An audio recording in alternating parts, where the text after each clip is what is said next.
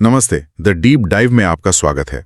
आज हम एक कहानी के अंदर गहराई से बात करने वाले हैं जो 2021 की एक चर्चित चीनी film the battle of changing पर आधारित है। हाँ बिल्कुल। हमारे पास इस फिल्म का एक काफी डिटेल्ड हिंदी सारांश है और आज हम इसी सारांश के जरिए कहानी को, उसके किरदारों को और उसके पीछे छुपे मतलब को समझने की कोशिश करेंगे। हाँ, ये कहानी है दो भाइयों की, चैनली और कुलीन।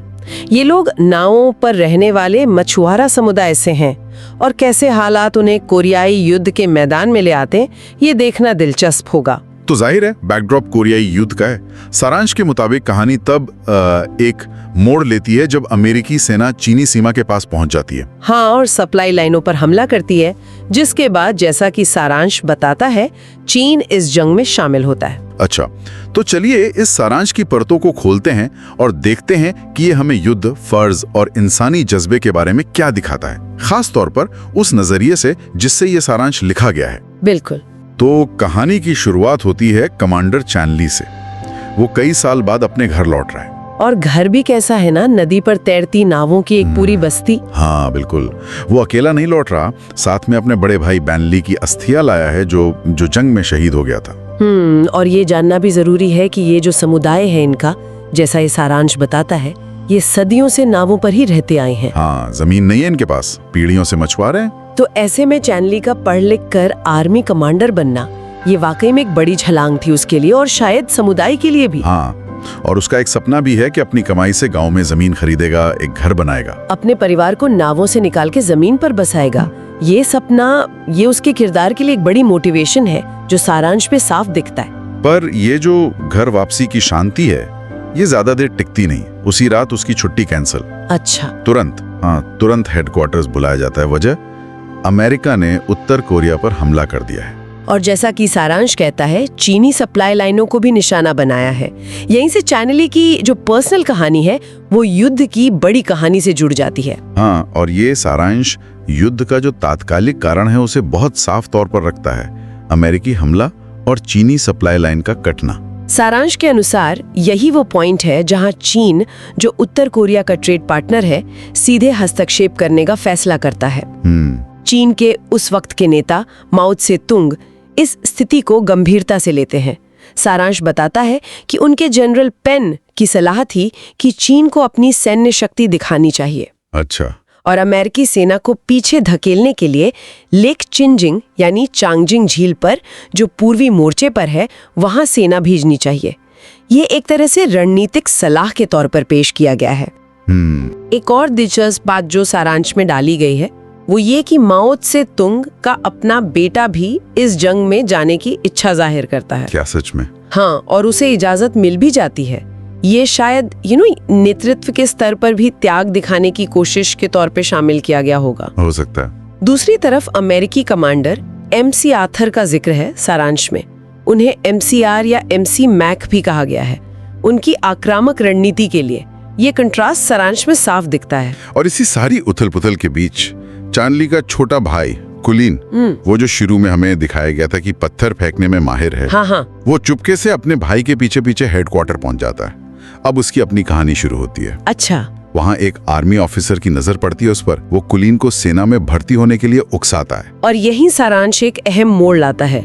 ऑफिसर वादा करता है कि अगर कुलीन लड़ेगा तो उसके नाव वाले समुदाय को जमीन मिलेगी। अरे वाह, ये तो बहुत बड़ा इंसेंटिव है। हाँ, बहुत बड़ा प्रलोभन है। चैनली तो अपने भाई को वापस भेजना चाहता है, मतलब जंग से दूर रखना चाहता है, जाहिर है। लेकिन ऑफिसर सबके सामने कुलीन की बहादुरी का ऐलान कर देता है, उसे हीरो बना देता है। अच्छा, पब्लिकली? हाँ, अब चैनली मजबूर है, उसे कुलीन को अपनी यूनिट में लेना ही पड़ता है। ये सीन दिखाता है कि कैसे व्यक्तिगत इच्छाएं बड़े लक्ष्यों के सामने, या कहें कि प्रोपेगेंडा के सामने, छोटी पड़ जाती हैं। सही बात है। ये वादा लड़ाई के बदले जमीन, ये कहानी में एक महत्वपूर्ण मोटिवेशन बन जाता है, खासकर कुलीन के लिए। बिल्कुल। ये युद्ध में शामिल होने के पर्सनल और कलेक्टिव दोनों तरह के कारणों को दिखाता है, जैसा कि सारांश में दर्शाया गया है। ये सिर्फ देशभक्ति नहीं है, बल्कि अपने समुदाय के बेहतर भविष्य का सपना भी है। तो अब चैनली की यूनिट, जिसमें ये नौसिखिया कुलीन भी शामिल है, वो ट्रेन से वेस्ट फ्रंट यानी पश्चिमी मोर्चे के लिए निकल पड़ती है। कुलीन के लिए तो ये दुनिया बिल्कुल नई है। पहली बार अपनी बस्ती से बाहर, है ना, फौज का माहौल, अनुशासन, वो थोड़ा सहमा हुआ सा है। हाँ, थोड़ा सहमा हुआ, थोड़ा उत्साहित भी। सारांश उसके इस मिले जुले एहसास को दिखाता है। ट्रेन में दूसरे सैनिक उसका मजाक उड़ाते हैं, उसकी उम्र को लेकर या अनुभवहीनता को लेकर।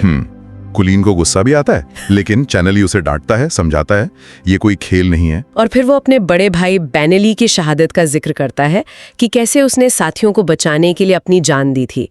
ये बातचीत कुलीन के लिए एक तरह का रियलिटी चेक है। बिल्कुल। और फिर चैनली उसे अपनी डायरी दिखाता है। ये सारांश का एक बहुत मार्मिक हिस्सा है। हाँ। डायरी में यूनिट के शहीद सैनिकों के नाम और नंबर लिखे हैं। एक नंबर है 657। लेकिन यूनिट में तो 150 लोग हैं। हाँ, कुलीन भी यही सोचकर हैरान है। चैनली समझाता है कि ये नंबर बताता है कि इस यूनिट में शुरू से अब तक कितने लोग आए और शहीद हुए। ओहो, मतलब ये डायरी सिर्फ आंकड़े नहीं, बल्कि युद्ध की जो भारी कीमत है, जो सैनिकों का लगातार बलिदान है, उसका प्रतीक है। हाँ, कुलीन को अब शायद फौजी होने का मतलब समझ आने लगता है।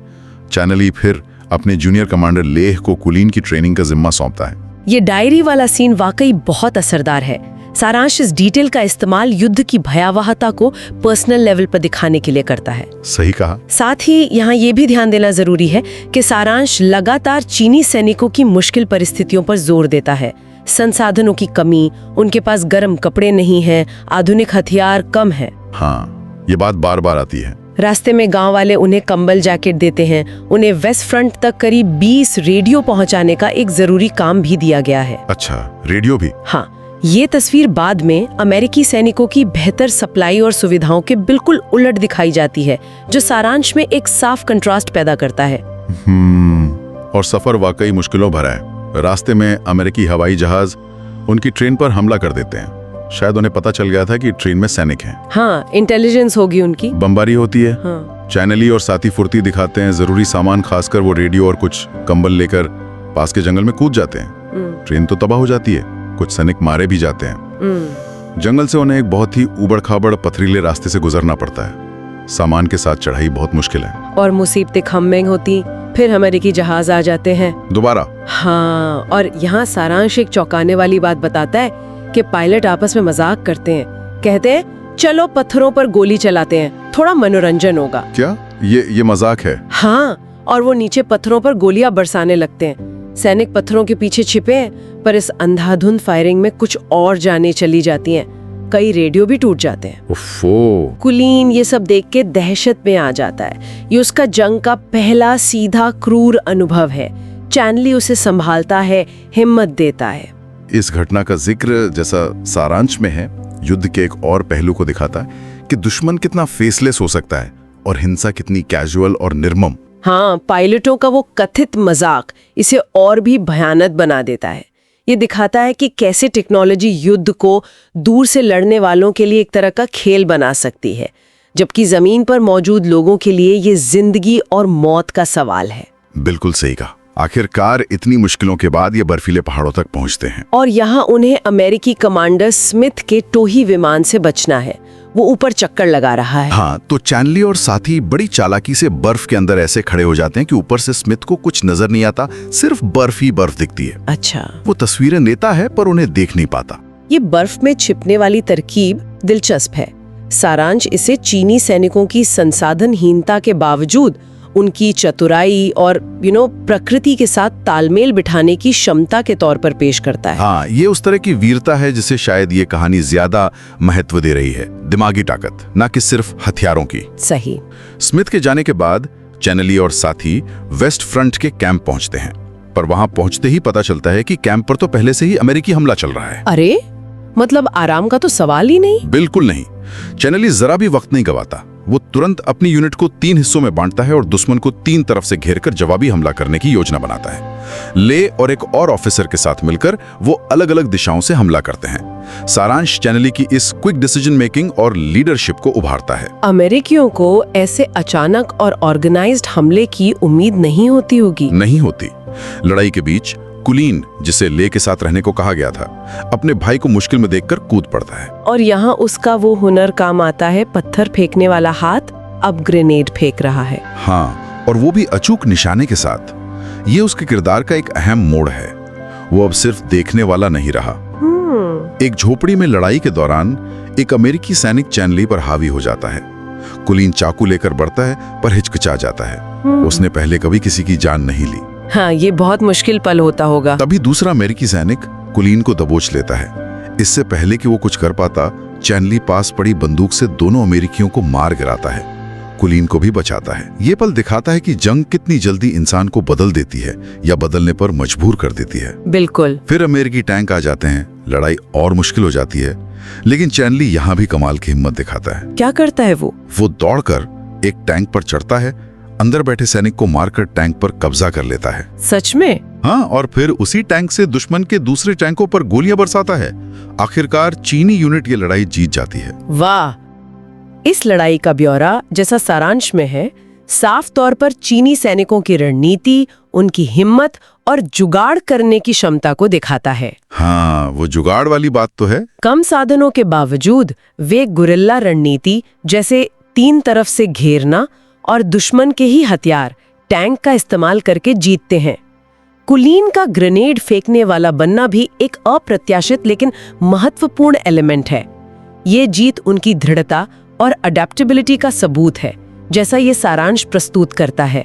लड़ाई के बाद वो बचे हुए 12 रेडियो वेस्ट फ्रंट आर्मी को सौंपते हैं। अच्छा, 20 में से 12 बच गए। हाँ, वहां का कमांडर उनकी हालत देखकर दंग रह जाता है। फटे पुराने कपड़े, ठंड से बचने के जुगाड़ वाले इंतजाम, कोई मॉडर्न गियर नहीं। वो उनकी हिम्मत को सलाम करता है, उनके लिए खाने का इंतजाम करवाता है। सैनिकों को लगा होगा कि चलो मिशन पूरा हुआ, अब शायद थोड़ी सांस लेने की मोहलत मिलेगी। हाँ, लगा तो होगा, पर ये राहत बस पल भर की है। हेडक्वार्टर से तुरंत नया फरमान आ जाता है। फिर से? हाँ, संदेश लाने वाला शख्स, जिसके बारे में बाद में पता चलता है कि वो राष्ट्रपति माओ का बेटा है। ओहो, वही। हाँ, वही। वो बताता है कि उन्हें फौरन ईस्टर्न फ्रंट पर चेंजिंग लेक जाना है। वहां अमेरिकी सेना पर बड़े हमले की तैयारी है और माओ का आदेश है कि वेस्टर्न और ईस्टर्न दोनों मोर्चों से एक साथ हमला होगा। बाप रे, मतलब बिल्कुल आराम नहीं। चैनली पूछता है, निकलना कब है? संदेशवाहक चुप रहता है। मतलब साफ है, अभी इसी वक्त, बिना आराम किए। ये सुनकर चैनली बिना एक पल गंवाए अपनी यूनिट को तैयार होने का हुक्म देता है। उनकी ये जो ड्यूटी के प्रति लगन है, उसे देखकर माओ का बेटा भी हैरान रह जाता है। हाँ, ये जो बिना आराम किए तुरंत अगले मिशन पर निकल पड़ना, सारांश इस पर खास जोर देता है। ये उस वैल्यू को रेखांकित करता है जिसे कहानी शायद सबसे ऊपर रखती है, कर्तव्य का पालन, पर्सनल जरूरतों से भी ऊपर। बिल्कुल। माओ के बेटे का वहां होना और उनकी कर्तव्य निष्ठा से प्रभावित होना, ये भी शायद कहानी में एक पॉलिटिकल मैसेज देने का तरीका है। हो सकता है। और फिर आधी रात को बर्फीले तूफान में वो थकी हारी यूनिट चेंजिंग लेक के उस जानलेवा सफर पर निकल पड़ती है। रास्ते में हालात और भी खराब हो जाते होंगे। बद से बदतर। तापमान -30 से -40 डिग्री सेल्सियस तक गिर जाता है। हड्डियां गला देने वाली ठंड, खाने की भयानक कमी। सारांश के मुताबिक हर सैनिक को दिन में सिर्फ 1 आलू मिलता है। सिर्फ 1 आलू? हाँ, ताकि बस जिंदा रहकर चेंजिंग लेक तक पहुंच सकें। और ठीक इसी वक्त सारांश अमेरिकी कैंप का सीन दिखाता है। वहां थैंक्सगिविंग मनाया जा रहा है। अच्छा, थैंक्सगिविंग? हाँ, दावत जैसा माहौल है, गरम टेंट हैं, सारे इंतजाम है। ये कॉन्ट्रास्ट बहुत तीखा है और ये जानबूझकर डाला गया लगता है ताकि दोनों सेनाओं की स्थितियों का फर्क और चीनी सैनिकों का संघर्ष और ज्यादा उभर कर आए। हाँ, ये कॉन्ट्रास्ट तो बहुत स्ट्रांग है। इसी दौरान वेस्ट फ्रंट पर एक बुरी खबर आती है। क्या? जहां चैनली की यूनिट ने वो रेडियो पहुंचाए थे, अमेरिकी उन सिग्नलों से लोकेशन ट्रेस करके भारी बमबारी करते हैं। अरे नहीं, मतलब उन्हीं रेडियो की वजह से? हाँ, और माओ का बेटा जो वहीं था, एक जरूरी नक्शा बचाने की कोशिश में मारा जाता है। ओहो, ये तो बहुत दुखद है। ये घटना युद्ध की ट्रेजेडी और आयरनी को दिखाती है। जिन रेडियो को इतनी मुश्किल से पहुंचाया, वही मौत का कारण बन गए। और माओ के बेटे की मौत ये भी दर्शाती है कि युद्ध किसी को नहीं बख्शता, चाहे वो कितने भी ऊंचे पद पर क्यों न हो। इससे चेंजिंग लेक की लड़ाई का महत्व और बढ़ जाता है, क्योंकि अब दांव पर और भी बहुत कुछ लग चुका है। माओ का अपनी यूनिट पर भरोसा अब और गहरा हो गया होगा। हाँ, बिल्कुल। तमाम मुश्किलों, ठंड और भूख को झेलते हुए चैनली की यूनिट आखिरकार चेंजिंग लेक पहुंच ही जाती है। यहाँ तापमान -40 डिग्री है। सोचकर ही ठंड लग रही है। अगली सुबह अमेरिकी सेना का एक बड़ा काफिला टैंकों और गाड़ियों के साथ आगे बढ़ता है। चैन ली और उसके साथी पहाड़ों पर खात लगाकर तैयार हैं। जैसे ही अमेरिकी नजदीक आते हैं, ईस्टर्न और वेस्टर्न फ्रंट दोनों तरफ से चीनी सेना एक साथ हमला बोल देती है। एक साथ सिंक्रोनाइज्ड अटैक। हाँ, अमेरिकियों के लिए पूरी तरह अप्रत्याशित है। उन्हें अंदाजा ही नहीं था कि चीनी सैनिक इतनी बड़ी तादाद में और इतने संगठित तरीके से यहाँ हो सकते हैं। चाइनली के सैनिक एक अनोखी तरकीब अपनाते हैं, जिसका जिक्र सारांश में है।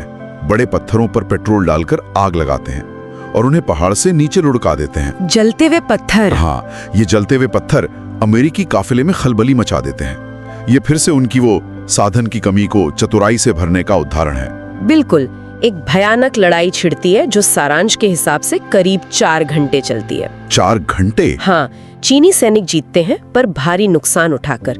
कई शहीद होते हैं। अमेरिकी कमांडर स्मिथ घायल हो जाता है। ये लड़ाई का दृश्य जैसा सारांश में चित्रित है, शायद फिल्म का क्लाइमैक्स है। इसमें चीनी सैनिकों की कोऑर्डिनेटेड रणनीति, उनकी बहादुरी और कुछ हद तक वो देसी तरीके जैसे जलते पत्थर का इस्तेमाल दिखाया गया है। हाँ, ये जीत एक बड़ी उपलब्धि के तौर पर पेश की गई है, लेकिन साथ ही उसकी कीमत यानी शहीद सैनिक को भी अनदेखा नहीं किया गया है। पर लड़ाई अभी खत्म नहीं हुई। नहीं। घायल कमांडर स्मिथ हार नहीं मानता। वो जवाबी हमले के लिए करीब 30 हवाई जहाज भेजता है। 30 हवाई जहाज? हाँ, चीनी सैनिक अभी संभल ही रहे होते हैं कि विमानों का शोर सुनाई देता है। फिर से हवाई हमला। एक अमेरिकी जहाज नीचे आकर ठीक उनके बीच एक लाल धुएं वाला स्मोक बम गिरा देता है। स्मोक बम, वो टारगेट मार्कर। हाँ बिल्कुल, ये बम लगातार लाल धुआं छोड़ता है, यानी बाकी विमानों के लिए निशाना कि बम कहाँ गिराने हैं। ओहो, ये तो बहुत खतरनाक है। चीनी सैनिक तुरंत रॉकेट लॉन्चर से उस जहाज को मार गिराते हैं, लेकिन बदकिस्मती से वो जलता जहाज उन्हीं के ऊपर आकर गिरता है। क्या? उन्हीं के ऊपर? हाँ, जिससे और सैनिक मारे जाते हैं। ये तो बहुत ही बुरा हुआ। अब बाकी के जहाज उसी लाल धुएं वाली जगह पर पहुंचकर अंधाधुंध बमबारी शुरू कर देते हैं। सैनिकों को पता है कि जब तक ये स्मोक बम यहाँ है, बमबारी नहीं रुकेगी, सब मारे जाएंगे। हाँ, उसे हटाना जरूरी है। यहीं पर जूनियर कमांडर ले, जिसे कुलीन की ट्रेनिंग का जिम्मा मिला था, एक फैसला करता है। ले? वो क्या करता है? वो उस सुलगते हुए स्मोक बम को उठाता है, पास खड़ी एक जीप में रखता है और जीप को तेजी से यूनिट से दूर दूसरी दिशा में ले जाने लगता है। अरे, वो निशाना अपनी तरफ खींच रहा है। हाँ, उसका इरादा साफ है, बमबारी का निशाना अपनी तरफ खींचना, ताकि बाकी साथी बच जाएं। चैनली उसे रोकने की बहुत कोशिश करता है, आवाजें देता है, पर ले नहीं रुकता। उसने फैसला कर लिया है। हाँ, उसने अपनी जान देकर यूनिट को बचाने का फैसला कर लिया है। विमान अब लेह की जीप का पीछा करते हुए उस पर बम बरसाने लगते हैं और ठीक इसी मोड़ पर लेह के इस आत्म बलिदान के साथ ये सारांश समाप्त हो जाता है। ओहो, सारांश का ठीक इस बिंदु पर समाप्त होना बहुत महत्वपूर्ण है। लेह का बलिदान कहानी के मुख्य विषय कर्तव्य और त्याग को एकदम चरम पर ले जाता है। हाँ, बहुत पावरफुल एंडिंग है। ये एक भावनात्मक और नाटकीय अंत है जो पढ़ने वाले या देखने वाले पर गहरा असर छोड़ने के लिए रचा गया लगता है। ये जीत के बाद भी चुकाई गई भारी कीमत को दिखाता है और व्यक्तिगत हीरोइज्म को ग्लोरीफाई करता है। तो ये थी द बैटल ऑफ चेंजिंग की कहानी, उस नजरिए से जैसी हमें इस हिंदी सारांश में मिली। ये मुश्किल हालात में हिम्मत, भाईचारे और सबसे बढ़कर अपने फर्ज के लिए सब कुछ कुर्बान कर देने की कहानी है। हाँ, हमने देखा कि कैसे चैनेली और कुलीन जैसे आम लोग युद्ध की भट्ठी में तपकर बदलते हैं और कैसे जंग उनके सपनों और रिश्तों को हमेशा के लिए बदल देती है। बिल्कुल, ये सारांश कोरियाई युद्ध को एक खास चश्मे से दिखाता है। इसमें चीनी सैनिकों के अटूट इरादे, उनकी मुश्किलों में लड़ने की क्षमता और उनके बलिदान पर जोर है। हाँ, खासकर अमेरिकी सेना की तकनीकी बढ़त के सामने। ये उनकी देशभक्ति और मानवीय जज्बे को उभारता है। लेकिन ये याद रखना जरूरी है कि ये एक फिल्म का सारांश है। सही कहा। और फिल्में, खासकर युद्ध फिल्में, अक्सर घटनाओं को नाटकीय बनाती हैं और एक खास दृष्टिकोण पेश करती हैं। ये सारांश हमें उस संघर्ष के मानवीय पक्ष और उसमें शामिल लोगों की तकलीफों और प्रेरणाओं पर सोचने का मौका देता है, जैसा कि उसे प्रस्तुत किया गया है। बिल्कुल। और इस कहानी को इस तरह सुनने के बाद ये सवाल भी मन में उठता है कि युद्ध में दिखाई गई ऐसी व्यक्तिगत बहादुरी और त्याग का उस युद्ध के बड़े राजनीतिक खेल से क्या रिश्ता होता है। ये गहरा सवाल है। व्यक्तियों की ये कहानियां कैसे किसी राष्ट्र की बड़ी कहानी का हिस्सा बनती हैं, और इस तरह के नैरेटिव्स जो एक खास नजरिए से बताए जाते हैं, वो इतिहास की हमारी समझ पर कैसा असर डालते हैं। हाँ, ये सोचने वाली बात है। शायद इन्हीं सवालों के साथ आज की ये बातचीत यहीं रोकते हैं।